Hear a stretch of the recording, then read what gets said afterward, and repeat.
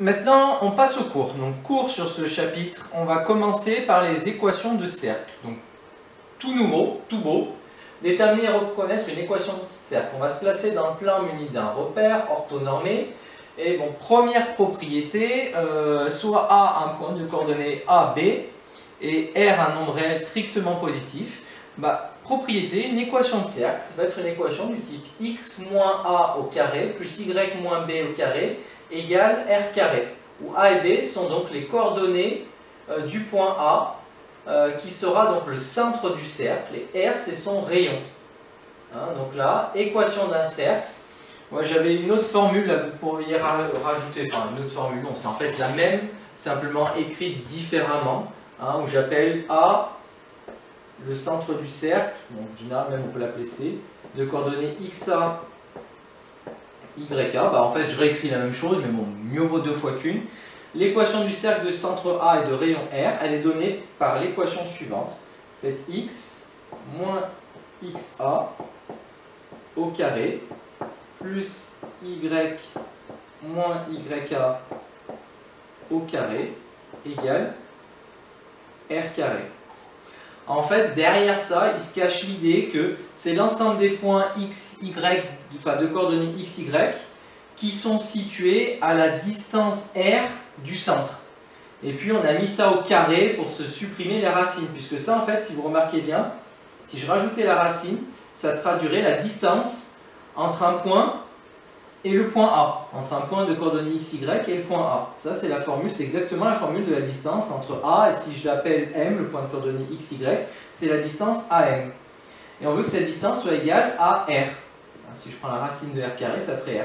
Parce qu'un cercle, c'est ça. Un cercle de rayon R, c'est l'ensemble de tous les points situés à R du centre. Une distance de R égale au rayon du centre.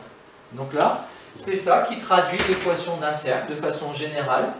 C'est l'ensemble de tous les points de coordonnées x, y qui vérifient l'égalité x moins a au carré plus y moins b au carré égale r carré, où a et b sont les coordonnées du centre et r le rayon. On peut développer éventuellement ça. Et si je développe et que je l'organise, ça ferait x carré moins 2ax plus a carré plus y carré moins 2yb plus b carré égale r carré. Après, on remet un peu dans l'ordre, x carré plus y carré, moins 2ax moins 2by, plus a carré plus b carré, moins r carré. Donc ça serait les inconnus au carré, ça, ce sera les inconnus de premier degré, et tout ça, ça serait une constante. Encore une fois, c'est peut-être pas encore bien clair, un exemple doit logiquement vous aider à mieux comprendre. Vous prenez un point M du plan, M va appartenir au cercle de centre A de coordonnées 4, 1 et de rayon 3, si et seulement si ces coordonnées vérifient l'équation x moins A, donc l'abscisse du point A c'est 4, donc x moins 4 au carré, plus y moins b au carré, donc y moins 1, donc ça fait y plus 1 au carré, égale r carré, donc égale 3 au carré, 9. Donc voilà l'équation qui traduit le fait qu'on appartienne au cercle de centre A et de rayon 3. Ça, si vous voulez, c'est une équation qu'on pourrait qualifier de forme canonique. Si vous voulez la forme développée de cette équation de cercle, il suffit de développer cette égalité-là. Et tiens, vu que j'ai tout mon temps, on peut le faire, s'il manque peut-être les étapes de calcul. Mais si vous développez ça, qu'est-ce que ça va donner? X moins 4 au carré, identité remarquable, ça fait x au carré, moins le double produit 8x, plus 16, plus y plus 1 au carré, identité remarquable, y carré, plus le double produit 2y, plus 1 au carré, 1, égale 9.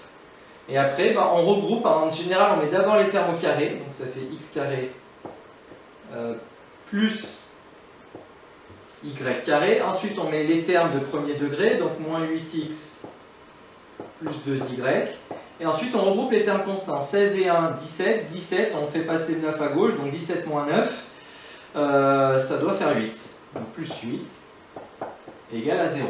Donc voilà comment vous obtenez cette équation de cercle sous sa forme développée. D'accord? Donc voilà pour une équation de cercle avec un exemple. Quand vous connaissez le centre et le rayon, enfin les coordonnées du centre et le rayon, il suffit d'appliquer cette propriété pour déterminer l'équation d'un cercle sous forme canonique ou sous forme développée. Voilà, donc vous avez la petite traduction géométrique ici. Et du coup, propriété suivante, S étant un nombre réel, l'ensemble des points M du plan qui vérifie l'équation x moins a au carré plus y moins b au carré égale S, bah, du coup, réciproquement, ça sera donc un cercle, ça traduit une équation de cercle, deux centres de coordonnées AB, les coordonnées du centre elles sont là-dedans, ça c'est l'abscisse, ça c'est l'ordonnée, et le rayon, ici il est au carré, donc racine de S, à condition évidemment que S soit positif. Si S est égal à 0, ça veut dire que j'ai un cercle de rayon 0, donc c'est juste un point, le centre. Le centre d'un cercle qui n'existe pas, donc c'est juste un point.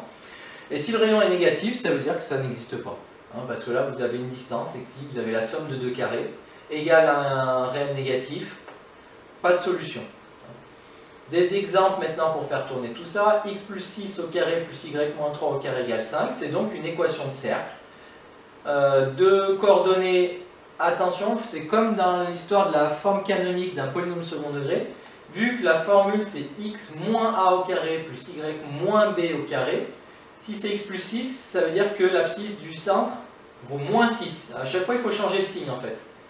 Donc, coordonnée du centre, ça sera moins 6 plus 3. Vu que dans la formule c'est des moins, à chaque fois, il faut changer le signe ici. Donc, moins 6 plus 3, c'est les coordonnées du centre. Et le rayon, il est au carré ici, donc c'est racine de ça, donc racine de 5. Donc ça, c'est un cercle de centre moins 6, 3 et de rayon racine de 5. D'accord?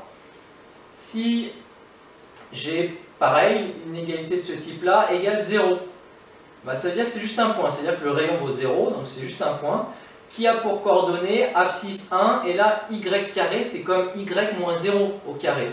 Donc c'est à dire que le point, il a pour coordonnée en abscisse 1 et en ordonnée 0. Je vais écrire parce que je pense que ça peut n'être pas clair pour un certain nombre d'entre vous. Alors, il y a un petit tour de magie très simple ici. J'ai simplement utilisé le fait que y carré, je peux écrire que c'est y moins 0 au carré, égal à 0. Et donc, ça veut dire que les coordonnées apparaissent ici. Coordonnées de mon cercle, je vous rappelle, il faut changer les signes, enfin, coordonnées de mon point, mon centre, 1, 0. Sauf que c'est le centre d'un cercle de rayon 0. Donc c'est juste un point, quand c'est égal à 0. Et si c'est égal à un non négatif, on a expliqué, c'est l'ensemble vide. Ensuite, l'ensemble des points qui vérifient l'équation x carré plus y carré moins 10y plus 21 est égal à 0. C'est un cercle de centre 0,5 et de rayon 2. Je vais vous l'expliquer ça, parce que bon, là ça a l'air d'être tombé du ciel, il n'y a pas de raison que vous ne compreniez pas si je ne vous donne pas une petite explication, et en même temps on va introduire une méthode classique pour passer d'une forme développée d'une équation de cercle à une forme canonique. Donc j'ai ça, x carré plus y carré moins 10y plus 21 égale 0. Ça, c'est a priori une équation de cercle sous forme développée, mais on aimerait bien la remettre sous forme canonique pour déterminer le centre et le rayon de mon cercle.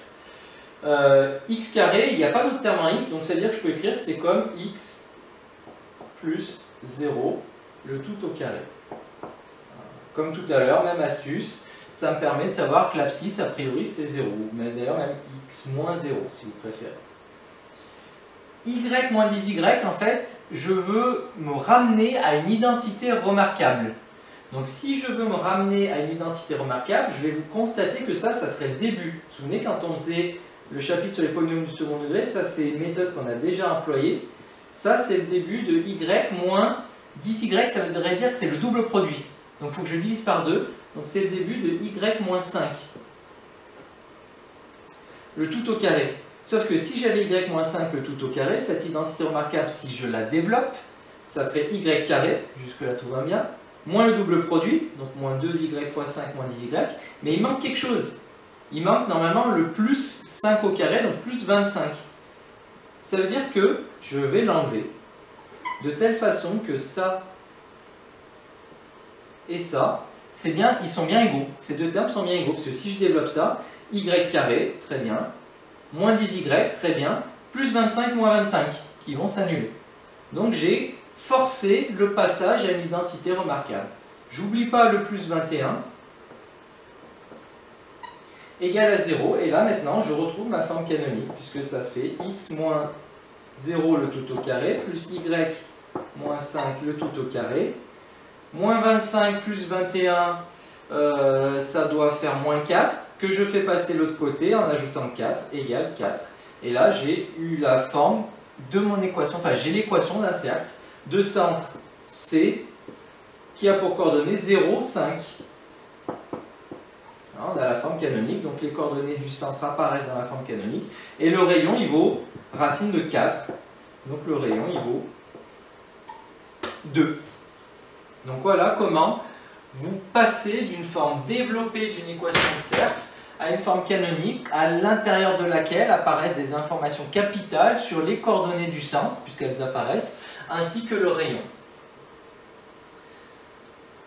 Une autre propriété sur l'équation d'un cercle, si vous avez A et B qui représentent le diamètre, alors x moins xa plus x facteur de x moins xb plus y moins yk facteur de y moins yb est égal à 0. Avant de vous montrer l'exemple, je vais quand même vous expliquer ça, d'où ça vient, parce que vous êtes capable de le comprendre et c'est toujours mieux de comprendre les choses. On veut de façon différente traduire l'équation d'un cercle. Je vais donc faire un joli cercle de diamètre AB. Hop, voilà, je fais mon beau cercle de diamètre AB. Vous vous souvenez peut-être d'une propriété, bon, si vous n'en souvenez pas, au pire, c'est pas dramatique, je vais vous la rappeler. Tout point du cercle va former un triangle rectangle, dont le diamètre sera l'hypoténuse.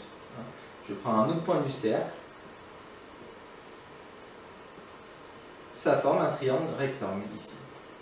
Donc ça veut dire que, en fait, mon cercle, c'est l'ensemble des points M, tels que le triangle MAB soit rectangle en M.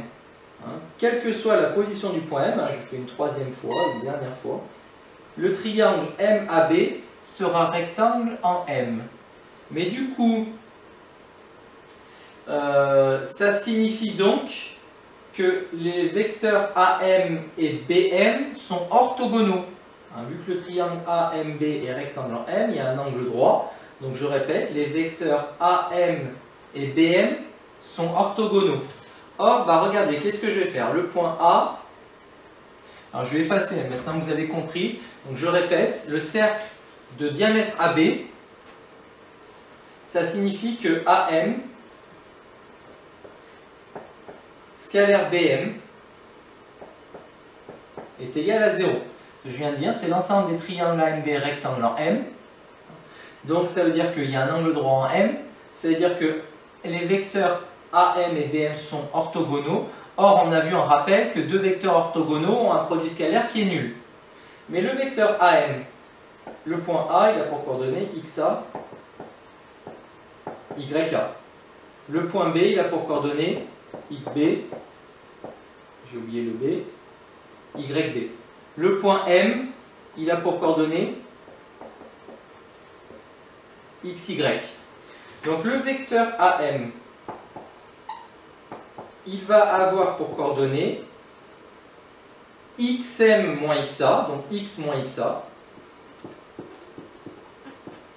ym, c'est-à-dire y moins yk. Le vecteur bm, il va avoir pour coordonnées xm moins xb, donc x moins xb, ym moins yb, donc y moins yb. Et du coup, AM scalaire BM égale 0, ça veut dire que x moins xa fois x moins xb plus y moins yk fois y moins yb égale 0. C'est exactement ça. Voilà l'origine, si vous voulez, de cette formule. X moins xa fois x moins xb plus y moins yk fois y moins yb, ça traduit le fait que le cercle de diamètre AB, c'est l'ensemble des points M, tels que les triangles AMB soient rectangles en M, c'est-à-dire tels que les vecteurs AM et BM soient orthogonaux, c'est-à-dire tels que AM scalaire BM égale 0. Donc c'est une autre façon de traduire l'existence d'un cercle et de déterminer son équation. Ça marche à tous les coups. Et du coup, application de ça, si vous avez une figure, donc vous connaissez les coordonnées de A et B, le diamètre du cercle, il suffit de faire x moins xa fois x moins xb plus y moins yk fois y moins yb égale à 0. Vous développez tout ça, donc je vous laisse regarder le détail du calcul, faites-moi confiance, vous tombez sur l'équation développée de votre cercle. Je vais, pareil, terminer sur cette première page, je vais dérouler un petit peu la petite explication. Regardez, il suffirait de dire, je connais les coordonnées de A et B. M, je vais dire qu'il a pour coordonnées x, y. AM, ça sera donc x moins xa, qui vaut 2, donc x moins 2. Y moins yk, qui vaut moins 4, donc y plus 4. BM, même chose, XM, donc x moins xb qui vaut 3, ym, donc y, moins yb qui vaut 1. Et si je veux un cercle de diamètre AB, je veux que les vecteurs AM et BM soient orthogonaux, vu que je veux que le triangle AMB soit rectangle en M. Donc je veux que AM scalaire BM soit égal à 0. Mais AM scalaire BM, qu'est-ce que c'est? X moins 2, facteur de X moins 3, plus Y plus 4, facteur de Y moins 1. Et ça, je veux que ça soit égal à 0. Produit scalaire x plus y, produit scalaire de deux vecteurs. Donc x plus y égale à 0. Je développe ça, je tombe sur l'équation sous forme développée de mon cercle. Et après, de l'équation développée, je pourrais éventuellement retrouver l'équation canonique et en déduire les coordonnées du centre. Alors après, les coordonnées du centre, ici, elles sont faciles à trouver. Le centre, ce serait le milieu de AB. Donc il aurait pour coordonnées 2 plus 3, c'est-à-dire 5 demi, et moins 4 plus 1, moins 3 demi. On constate 5 demi, c'est 2,5, moins 3 demi, c'est moins 1,5. Le point I a bien pour coordonnées 2,5, moins 1,5. Donc voilà comment vous retrouvez l'équation d'un cercle en utilisant plutôt des vecteurs cette fois-ci.